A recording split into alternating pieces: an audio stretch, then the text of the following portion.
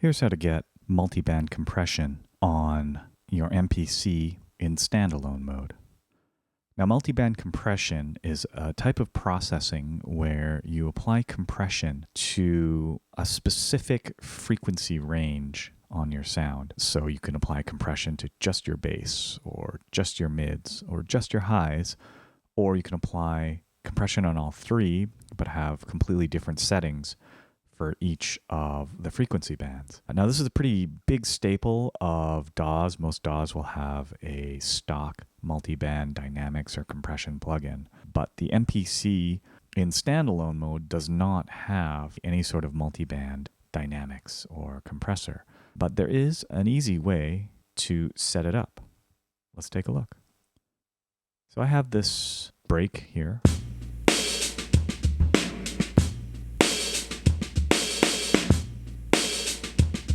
There's quite a bit of processing on there already, so I'm actually going to send it over to sub 1 so I can add some more plugins on there. But how we apply multiband is we have to figure out a way to split the frequencies. In order to do that, we're going to use these return channels. So return channels are used for parallel processing. That means you can send some signal to one of those channels, and you'll hear the signal coming from the submix 1 going to the mains, and also signal coming from the return 1 going to the mains. So a lot of times people put effects on their returns like reverb or delay. We're going to do something different. We're going to put some frequency splitting on there and send our channels to our returns. So we're going to use 3 different returns. On each of these returns, we're going to throw on a kill EQ, the Air Kill EQ plugin. Put it on all 3.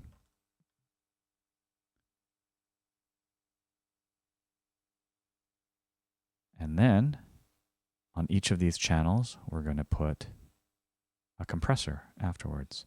It could be any compressor. You get a lot of compressors to choose from on the MPC, but I'm going to choose the air compressor just for ease of use. The thing about the air compressor, the init settings are actually quite heavy. It's like minus 48 with an output of plus 15. We're going to zero that out. I'm going to do the same with part 2.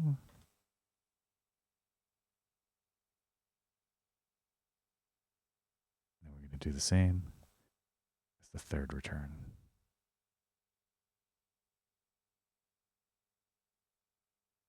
And then we're going to go into these returns, and then we're going to make sure that only the lows go to this one, only the mids go to this one, only the highs go to this one.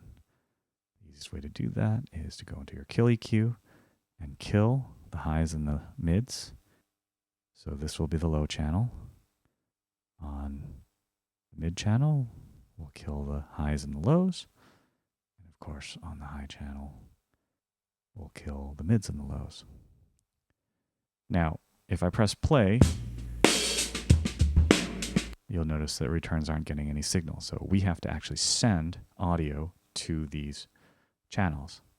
So we'll go into here in our submixes. We have this little send part down here, and there's 4 little dots. So you tap it once. The first dot is return 1, second dot is return 2, third dot is return 3, and then return 4, which has nothing on it. So we're going to send this, and we're going to go maximum all the way up to 0 dB on all 3 of these bands. You can do this with anything. It doesn't have to be a submix. You can anything that has sends on it, whether it's your programs, your audio tracks, even your pads. So you can have a sample on one of your pads and send it to one of those 4 returns. Anyway, we're going to go back to our return channels. So now, when I press play,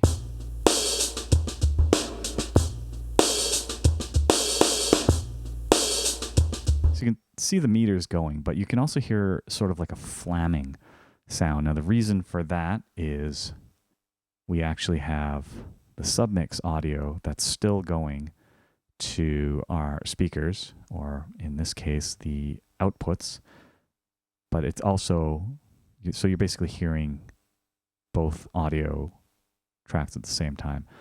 So we want to actually mute the submix audio.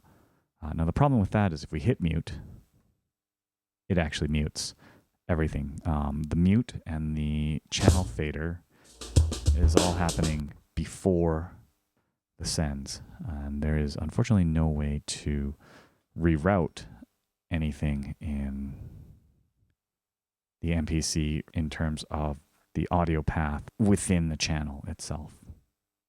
So there's an easy workaround with that. You go into your route option here, and you can choose a set of outputs you aren't using. I have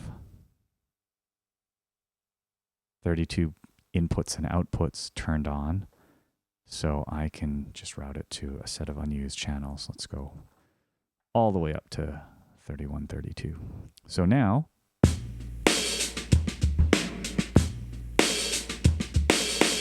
you're just hearing these 3 return channels, and the frequencies are split with the lows, mids, and highs. So if I mute all 3, you're not going to hear anything, but audio is still being sent because it is just being sent to channels that aren't in use. So you can hear now. We'll unmute the highs and the mids.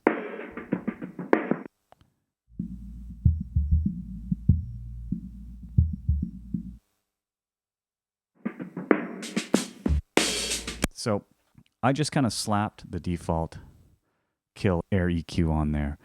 But what I'd actually like to do is kind of just fine tune the crossover points, the where we're going to split it. And to do that, I'm going to put an air EQ on kill EQ on this channel. I'm going to set the routing back to the master so we can hear. And I'm going to go into this plugin, and we're just going to solo the bands and listen, and then we're going to adjust the frequency to find what sounds the best. I want to kind of isolate mainly the kick, so I'm going to bring it down.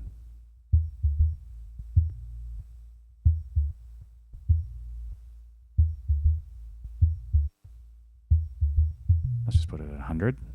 There we go. And I'm going to do the same with the highs. And I'm going to try and get mainly the hi-hats, but we'll probably get a little bit of that snare in there as well.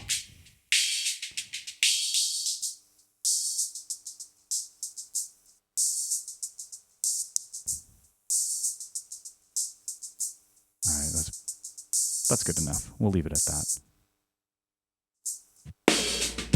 So now we have to translate these settings to our split frequencies. So our lows is 100, our highs are 6.04 kilohertz or 6040.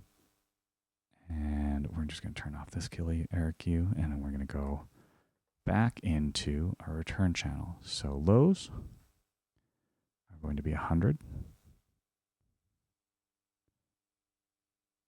And then we have to do the same for the mid channel. And highs, we said it was 6000.04, right? And then we have to do the same on the high channel. Otherwise, the frequencies will overlap, which is what we don't want. All right, so now the highs are going to sound like this. I have to remember to route this to unused channels. All right, the highs will sound like this. Lows will sound like this.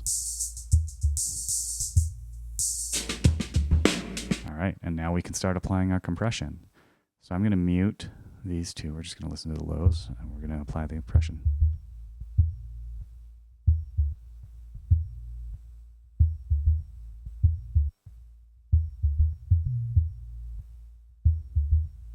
I'm on the wrong return.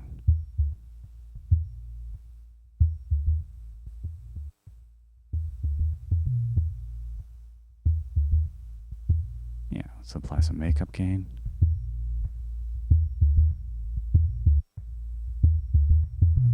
release down a bit.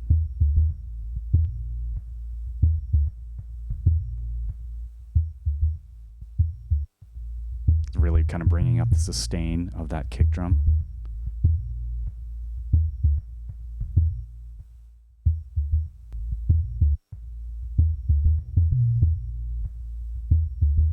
All right, that's pretty good. And let's do something to the highs. We're going to do a lot less compression on here. We're going to keep similar attack release settings.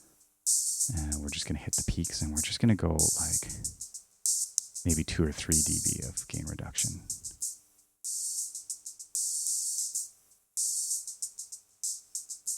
some makeup gain.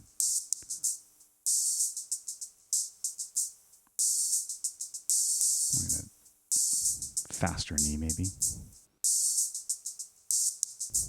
And then, finally, let's do the mix.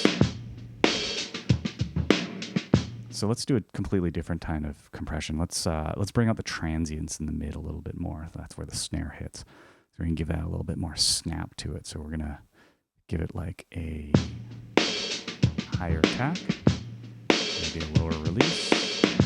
Let's get that threshold down.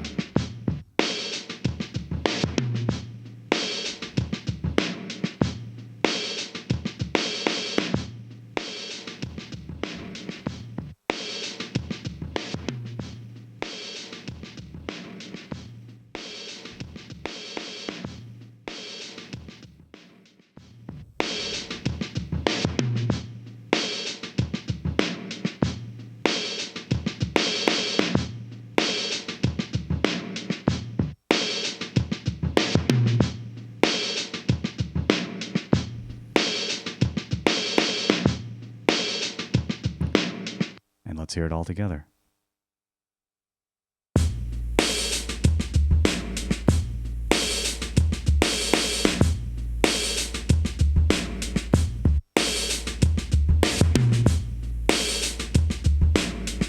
It's actually hard to A/B within the MPC just because we have 3 separate channels. So we'd be like muting them one at a time, and then we'd have to set everything up. So I'm going to send my submix actually to one of my channels. I have my MPC set up for multi-channel out to my DAW. So we're going to kind of go back and forth. So this is the dry signal.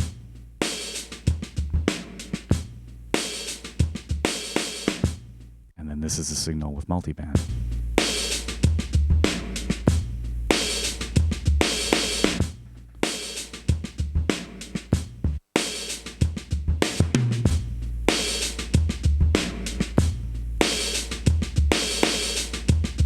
So you can really hear a difference. Once you've done that, you can leave it as is, you can adjust it, or if you find a sound you like, you can resample it.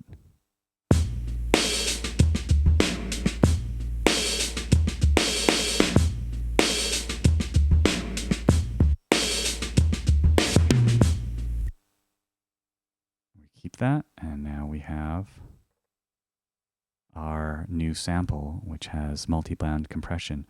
Afterwards, we can get rid of all those, or we can apply it to another sound and then resample it. But there you go. Multiband compression on an MPC in standalone mode.